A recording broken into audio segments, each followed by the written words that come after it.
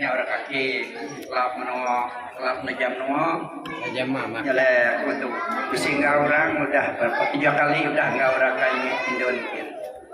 Jadi dia tahu kita ada tebak Sungai Buloh itu tempat rumah dia besar itu kira masjid mimin tempat besar itu ngomong jadi tempat itu asal ngomong kita ada yo tempat pintu beruang datai bayo tua hantu tua. Jadi kelap najam nua sih dari itu.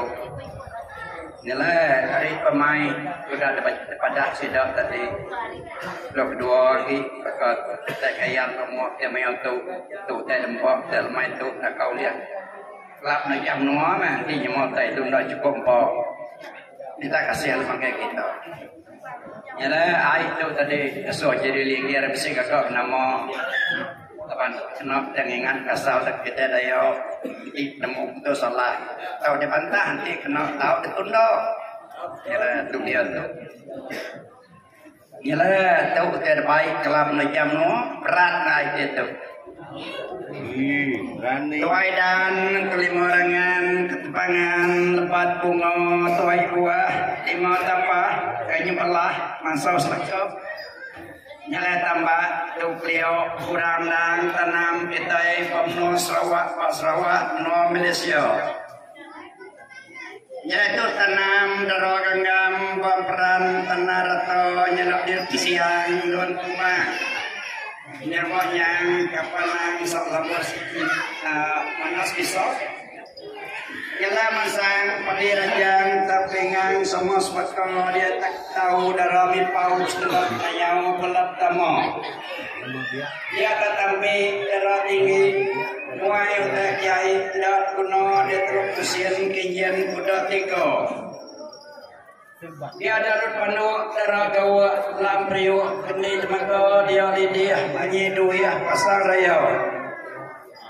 Ya dongke darah berarti kena lagi tambah enak rempah 8 bangsa. Udah itu udah simpan darah genggam lam kawan pendom neko perang sebulan nandat nama. Dia kecil tiris memeh 3 burit. Cawan bunga dia terkandang darah mekang lam balang putus. Pujo segala lalu akak dia surat sayan cap nama. Jika dekah mana-mana alam sarah ngai sebah jelat kuno telut pandang pertu lawang tentang muai nilo. Udah tu jentil itu tahun ini kita tidak kati kita bisa ramai ngaduk kerja. Jalan lepas tu berandok sidat batang kembali nyelengok tipsip ngawo. Ngatur kerja nyalir ganti sidat linggir tengok latih ringgit bunga baik sidat pulai.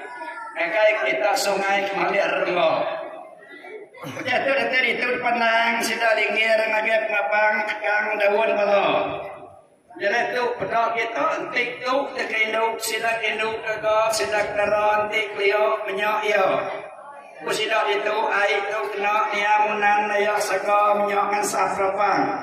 Pedang suruh bilo kena tido tubur rembo menggur nuo jarang sedandang.